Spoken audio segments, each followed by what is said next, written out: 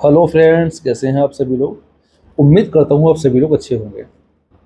आज जिस टॉपिक पे हम बात करने जा रहे हैं वो है फर्स्ट वर्ल्ड वॉर, प्रथम विश्व युद्ध। और कोशिश ये की जाएगी कि कम से कम समय में इस युद्ध से संबंधित जो मेन मेन बातें हैं वो इस वीडियो में कवर हो जाए। तो शुरुआत करते हैं फर्स्ट वर्ल्ड वॉर की। इस युद्ध को हम द ग्रेट वॉर के नाम से भी जानते हैं। अब इसका नाम द ग्रेट वॉर क्यों पड़ा? क्योंकि उस समय तक इतिहास में इतना बड़ा युद्ध कभी नहीं हुआ था, और उस समय के लोगों का ये मानना था कि अब इससे बड़ा युद्ध कभी नहीं होगा। दूसरा, इसका हम ग्लोबल वॉर के नाम से भी जानते हैं। अब इसका नाम ग्लोबल वॉर क्यों पड़ा? क्योंकि एक तरीके से इस युद्ध में दुनिया के ज़्यादातर जो देश थे वो हिस्सा ले चुके थे, इसलिए इस वॉर को हम ग्लोबल वॉर के नाम से भी जानते हैं। अब इस युद्ध की शुरुआत क्यों हुई? इस युद्ध की शुरुआत होती है, जो मेन कारण था वो थे ऑस्ट्रिया के राजकुमार। ऑस्ट्रिया देश के एक राजकुमार थे जिनका नाम था आर्च ड्यूक फ्रेंच फर्डिनेंड। 1918 की बात है, सॉरी 1914 की। 28 जून 1914 की बात है। वो अपनी पत्नी के साथ बोस्निया घूमने के लिए आए हुए थे। बोस्निया उस समय का सर्बिया का एक इलाका था, और जो ऑस्ट्रिया के जो राजकुमार थे, जो फर्डिनेंड थे, वो बहुत ही जल्द ऑस्ट्रिया के राजकुमार से राजा बनने वाले थे। उनका राज्याभिषेक होने वाला था। तो जब वो अपनी पत्नी के साथ बोस्निया घूमने के लिए आए हुए थे, तो जब वो अपनी पत्नी के साथ मतलब घूम रहे थे, तो वहीं बोस्निया में ही एक 19 वर्षीय युवक जिसका नाम था गैब्रिलो प्रिंसिप, वो ऑस्ट्रिया के राजकुमार के ऊपर हमला कर देता है। और इस हमले में ऑस्ट्रिया के जो राजकुमार थे फर्डिनेंड, उनकी मृत्यु हो जाती है। अब आप खुद ही सोचो कि अगर किसी देश के राजकुमार की मृत्यु किसी दूसरे देश में हो जाए, वो भी किसी हमले में, तो उस देश को गुस्सा तो आएगा ही आएगा। तो ऑस्ट्रिया एक घोषणा करता है सर्बिया के ऊपर कि या तो आप हमारे सामने झुक जाओ, वरना आप युद्ध के लिए तैयार हो जाओ। अब जो सर्बिया था वो इस धमकी से काफ़ी डर गया। उसने मदद के लिए रूस के पास जाता है। सर्बिया जो था उसने रूस की मदद मांगी, और रूस इस युद्ध के लिए, उसकी मदद करने के लिए और युद्ध लड़ने के लिए तैयार हो जाता है। एक महीने बाद 28 जुलाई 1914 को ये सर्बिया और जो वो थे रूस, ऑस्ट्रिया के ऊपर हमला कर देते हैं। अब जब सर्बिया ने रूस की मदद ली है, तो ऑस्ट्रिया भी दूसरे देशों के पास मदद के लिए गुहार लगाता है। तो बहुत सारे देश ऑस्ट्रिया की मदद करने के लिए भी आ जाते हैं। पुरानी कहावत है कि दुश्मन का दुश्मन दोस्त हो जाता है। तो जो रूस का दुश्मन रहा होगा वो ऑस्ट्रिया की तरफ हो गया। तो इस तरीके से बहुत सारे देश इस युद्ध में शामिल हो जाते हैं और दो गुटों में बढ़ जाते हैं। तो पहला गुट होता है, उसका नाम होता है एलाइड पावर, दूसरा होता है सेंट्रल पावर। तो एलाइड पावर में जो मेन मेन देश थे उसमें था आपका फ्रांस, रसिया, यूएसए और जापान भी शामिल था, और ब्रिटेन। और जो सेंट्रल पावर का जो ग्रुप था, उसमें जो मेन देश थे वो थे आपके जर्मनी, ओटोमान जो था, ओटोमन एम्पायर था जो आजकल तुर्की के नाम से जाना जाता है, और एक था आपका बुल्गारिया, और ऑस्ट्रिया और हंगरी तो थे ही थे। तो इस तरीके से काफ़ी देश दो गुटों में बढ़ गए, और युद्ध जो था एक अलग ही लेवल का हो गया, और युद्ध चलता है 4 साल तक।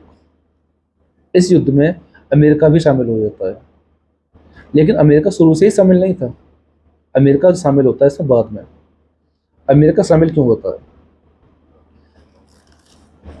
बात है 1917 की। जर्मनी अपनी नेवी की जो सेना है उसको इस युद्ध में जब शामिल कर देता है, तो जो उसकी नेवी है जर्मनी की, वो पहले तो और देशों की जो नेवी है उस पर हमला करती है। बाद में वो आम जनता के ऊपर भी हमला शुरू कर देती है। आम जनता के जो जहाज़ थे वो उनको भी अपना निशाना बनाना शुरू कर देती है, और उनका भी शिकार करती है। तो जर्मनी की एक पनडुब्बी थी जिसका नाम था यू बोट, और एक आम नागरिकों का जहाज था, आम जनता के लिए जो जहाज था जो अमेरिका से यूरोप के बीच में चलता था।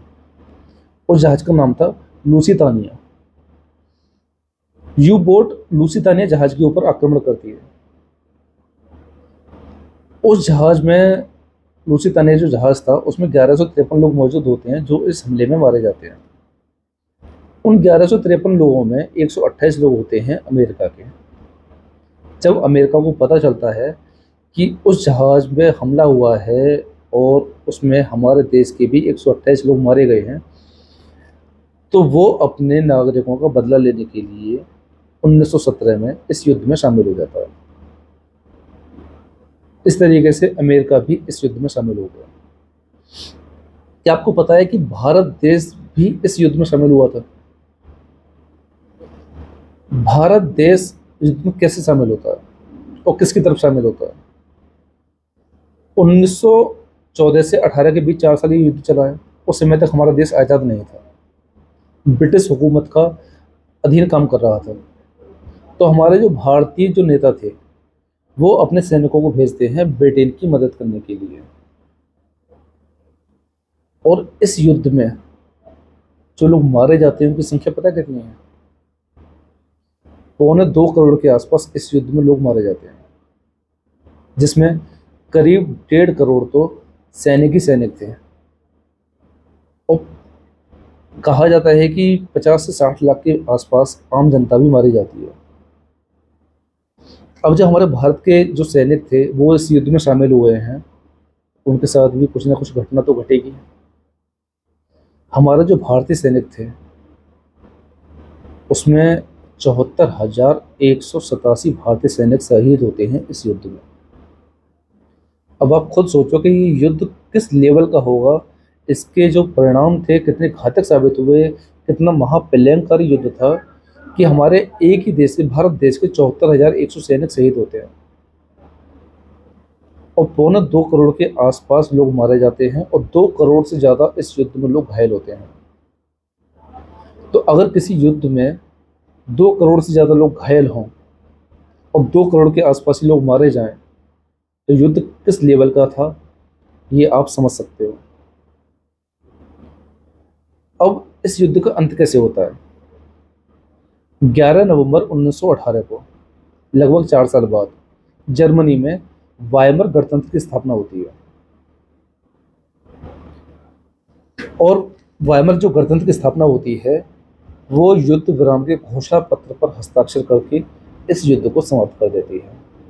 तो इस तरीके से ये अपने समय का सबसे बड़ा युद्ध था जो 4 साल तक चला और एक तरीके से पूरी दुनिया इस युद्ध में शामिल हो गई थी। और इस युद्ध में जो लोग मारे गए उनकी विनाश लीला केवल यहीं तक नहीं चली है, बल्कि इसी युद्ध की वजह से बाद में हमारी दुनिया में स्पेनिश फ्लू नाम की एक महामारी चली। इस महामारी में भी सुना जाता है कि 2 करोड़ से 10 करोड़ के बीच में लोग मारे गए थे। तो इस तरीके से उस समय की जो पॉपुलेशन है कितनी कम हो गई थी और कितना चारों तरफ हाहाकार मच रहा होगा, इसका अंदाज़ा लगाकर भी दिल कांप जाता है। इसके बाद द्वितीय विश्व युद्ध होता है जो इससे भी बड़ा युद्ध था। द्वितीय विश्व युद्ध का जो मेन कारण कह लो या जनक कह लो, उसका नाम था एडोल्फ हिटलर।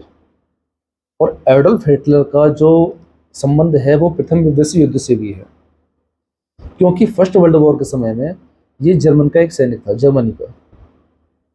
और जब वो इस युद्ध में घायल हो जाता है तो एक ब्रिटिश सैनिक द्वारा इस जर्मन सैनिक की मदद करके इसको बचाया जाता है। और बाद में यही जर्मन सैनिक एडोल्फ हिटलर के नाम से जाना जाता है, जो उसका नाम था, और ये बाद में जर्मनी का तानाशाह बनता है और द्वितीय विश्व युद्ध का कारण भी बनता है। तो आपको ये वीडियो कैसी लगी? उम्मीद तो यही करूँगा कि अच्छी लगी होगी। और छोटी सी वीडियो में मेन टॉपिक जो है वो कवर करने की कोशिश भी की गई है।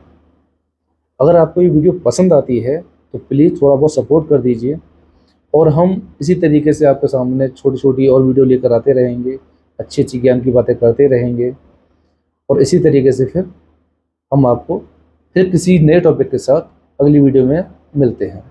तब तक के लिए नमस्कार, जय हिंद, जय भारत।